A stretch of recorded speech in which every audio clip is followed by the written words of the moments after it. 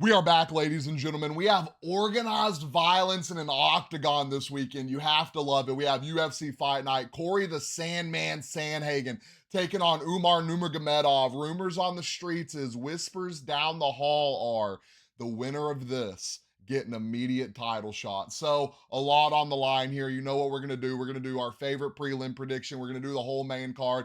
Hopefully this card turns out better than UFC 304. We all saw Dana last week. He was not happy. 7 straight decisions. I know the guys out there in England were not happy. Up at 3, 4, 5 in the morning watching all those decisions. Thankfully, Paddy Pimblett, Tom Aspinall came in and saved the day. Arguably, Tom Aspinall probably should have led the card because that Leon Edwards performance was absolutely terrible. Bilal Muhammad went out there. Shout out Bilal. New champion in the rankings. It was kind of a boring fight. I got tore apart for saying it was a boring fight, tore apart saying, you don't know real fighting, this and that. I have trained jujitsu. I love the ground game.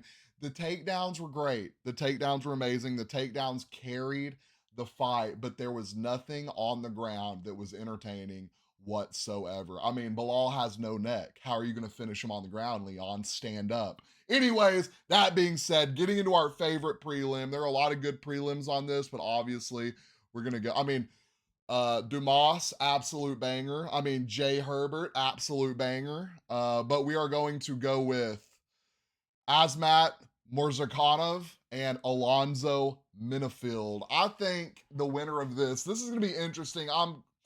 I think it's odd. Here's how down bad light heavyweight is to start off with. Azamat has had 3 fights in the UFC and he is ranked number 14. Light heavyweight has been on a downfall for a while. I'm trying to not take a jab at who's been champion since John Jones left, but you can just tell the division is super watered down. We're hoping Alex Pereira can come in and make it entertaining again, as he has thus far. Alonzo menifield coming off a loss. He got knocked out in under a minute his last fight. Azamat 3-0 in the UFC, number 14 ranked against number 15th ranked. I think, this one's interesting because I want to pick Azamat, but everything in my body is telling me Alonzo menifield is going to go out here and get it done. I'm probably going to rock with menifield on this one. I think he's going to go out there. I think he put in a lot of work. I think he's looking to, he's older. How old's Alonzo? 36. I think he's about 34 to 36. That's that range where it's like, look, dude, you've got about one more run in you. You got to make it happen, or it's probably time to hang it up. I think Alonzo menifield's coming out on top this time. Next, we have Joel Alvarez and Elvis Brener. Elvis coming off a loss, Joel coming off a win, looking to extend his streak and, well, I guess turn it into a fight streak. I think he's coming off 1 win, so 2 would technically be streaking.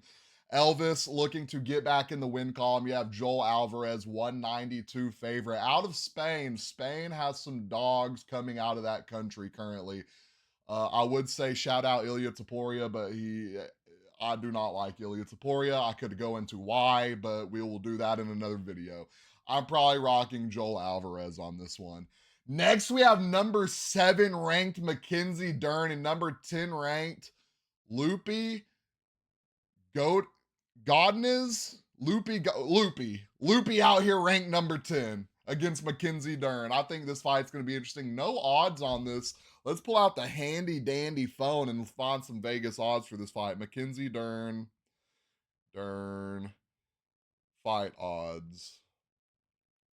They think they can play us. It must be a pick 'em, right? Oh my. Okay, no, never mind.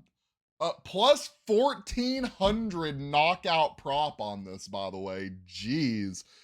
It looks like it's probably its movement is moving towards a pick'em. Mackenzie Dern is a 115 favorite. Loopy is a 104 underdog. So I'm thinking probably fight night. It's probably going to even out. This is going to be our pick'em fight of the night. Y'all know who I'm rocking with. I'm not going to lie. I'm going Mackenzie Dern. Massive Mackenzie Dern fan. Loopy, I mean, let's give her the respect. Okay, okay. I mean, she's streaking. She's really streaking right now. What, 1 loss in the UFC, 2 losses in the UFC, 1 being her debut. I mean, she's on a 1, 2, 3, 4. She lost her last fight in March. Okay. I thought she was streaking. I saw that wrong. So looking to get back in the win column. I think Mackenzie Dern looking to get back in the win column, if I'm not wrong. All right, against Amanda, lost against Amanda Lemos. So both these women looking to get back in the win column. I am rocking Mackenzie Dern personally. Let me know who you're rocking down in the comments. This is where the card gets interesting. We have Tony Ferguson and Michael Chiesa. This has to be the biggest favored odds in Michael Chiesa's career. He is a 750 favorite to Tony Ferguson's 525 underdog. And I'm not going to lie, y'all know what we do. We always pick an underdog on the card. I'm rocking Tony Ferguson. I thought long about this. And by the way, probably one of the biggest Michael Chiesa fans. Wasn't, not really a massive Tony Ferguson fan, really massive Michael Chiesa fan. Who was it? I mean, he's just been on a downfall as well lately. I mean, lost to Luke, lost to Brady, lost to Kevin. I mean, just fighting dogs, honestly. Who was it that he fought? I mean, he's just on an unfortunate streak right now, but an even more unfortunate losing streak. Tony Ferguson, 6 in a row, looking to hopefully not make it 7. I mean, he has not won a fight since... He has not won a fight since 2018. I mean, super unfortunate. And Michael Chiesa is an absolute dog. Dude is a decent striker, and he is really, really well-rounded on the ground. I think what's going good for Tony Ferguson right now, he's really good on the ground. I mean, you wouldn't think that. By the way, he's been submitted the last few times, but that being said, those guys were all dogs. I'm rocking, and this is going to sound cliche, 525, Tony Ferguson's a really good fighter. I would go throw money on that. I mean, you could throw some money on that and come out big. Not even a massive loss. I mean, Tony Ferguson, 525 underdog, underdog. Something about this fight is telling me Tony Ferguson, but Michael Chiesa did come out and say, he said, I don't care Tony Ferguson's on a 6 or whatever fight losing streak. He is training for him like he is prime Tony Ferguson. So what can you do? I'm rocking Tony Ferguson. Tear me apart in the comments. I don't care, but I want to see Tony get back in that win column. Next, we have Marlon Chito Vera and Davidson Figueiredo. This fight is very interesting. Where do you go with Marlon Vera if he wins this? He's not getting a rematch against Sean O'Malley anytime soon. So it's going to be interesting to see where he goes. He loses this, you're going to go down the rankings a lot, and you might never see a title shot ever again if you lose this. On the other hand, Davidson Figueiredo, 2-0 in his bantamweight journey. Can he make it 3-0? If he makes it 3-0, I think he probably fights the number 1 contender and then goes for a title shot. That's how I think that goes. Marlon Vera, maybe. I mean, you can't give him a title shot. Maybe you give him one of the top 3 guys. Loser. I mean, do you give him the loser of Merab? And if he wins this, do you give him the loser of Merab? And, well, I guess you wouldn't do that because... Cory, that's the same division. Okay, so here's my Marlon Vera timeline. He wins this. He fights loser of Cory Sandhagen, Umar Nurmagomedov. He wins that. Boom. Same thing for Davidson Figueiredo. He wins this. You fight the loser of Cory Sandhagen, Umar Nurmagomedov. After that, title shot. That makes sense to me. Yeah.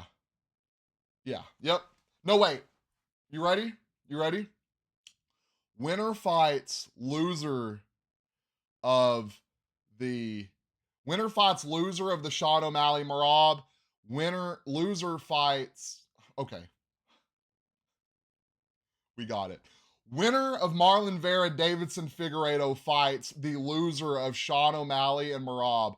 The loser fights the loser of Umar Nurmagomedov and Cory Sandhagen. There we go. Lock me in. That's what we're seeing. That's what's happening. On this, who am I going? I mean, I think Marlon Vera is a really good fighter. I just don't, and I went with Marlon Vera both Sean O'Malley fights. So let that be known. I just think he has hit his ceiling, if that makes sense. I think he's hit his ceiling. I think we've seen all we can possibly see from Marlon Vera. I think Davidson Figueiredo probably comes out here, gets this done. Now, will it be a knockout? Probably not. I think he actually takes Marlon Vera down and gets it done on the ground. It's going to be really interesting to watch. 148 favorite for Davidson Figueiredo. We are going Davidson Figueiredo. Davidson. Davison. I keep putting a D in it, and there's not a D. I keep putting a D in the middle. I'm not putting a D in anything other than the Davison Figueiredo. Figgy's winning this fight. All right. Next, we have Shara Bullet. We have Shara Magomedov taking on Michal Olazenjesic.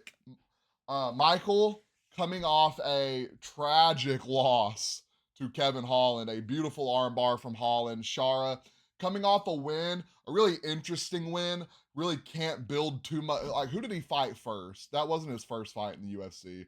All right, he fought Silva. I mean, Tricoli, fight on a week's notice. Didn't really see anything impressive from Shara there, except he kept the output going. I mean, Tricoli was an absolute punching bag. Michal coming off a loss, 2 losses in a row. It's going to be interesting to see where they go from here. I mean, we know Michael Pereira is an absolute dog striking, so really needs to get back in the win column here. I'm probably going to go Shara Bullet. He's a 238 favorite. I'm going to rock with that. I think he's a solid striker. I think he's a better striker than Olazenjesic. And last but not least, we have our main fight on the card. Cory the Sandman Sandhagen taking on Umar Nurmagomedov. Both guys are absolute dogs. Cory Sandhagen going to keep coming at you no matter what. And Umar, I mean, he has a V at the end of his name. He has a chin strap. He's Russian. I don't know what to tell you. 305 favorite to Cory Sandhagen's 245 favorite. I would love to rock Cory Sandhagen on this. I'm gonna rock Umar Nurmagomedov. I would love to see Cory Sandhagen get a title shot. I think Cory Sandhagen against Sean O'Malley. I'm saying that. Watch them have fought before or something crazy that I just don't remember. No? Okay, good. I would love to watch Cory Sandhagen fight Sean O'Malley. I think that would be an interesting matchup. I mean, Sean O'Malley is having a tough time, right? He's about to fight Merab, a ground guy. He's about to fight Umar, who, I mean, decision, KO, decision, submission. I mean, just well-rounded guy, can get it done on the ground. I mean, but this fight, I mean, this whole card it's looking, I think this card pans out better than UFC 304. So y'all let me know what y'all think about that down in the comments. So let's rerun through our picks real quick. I'm rocking Umar Nurmagomedov. I'm rocking Shara Magomedov. Give me, we're not going to put the D in it again. Davison Figueiredo. Tony Ferguson is our massive upset on the card. Give me Mackenzie Dern and give me, who did I pick on this one? Joel Alvarez. And last but not least, Alonzo Menifield getting back in that win column. Let me know if y'all have any other, opinions on this. Let me know if you think the Sandman gets it done. Let me know if you think someone else gets it done that I didn't pick down in the comments. Don't forget, like and follow.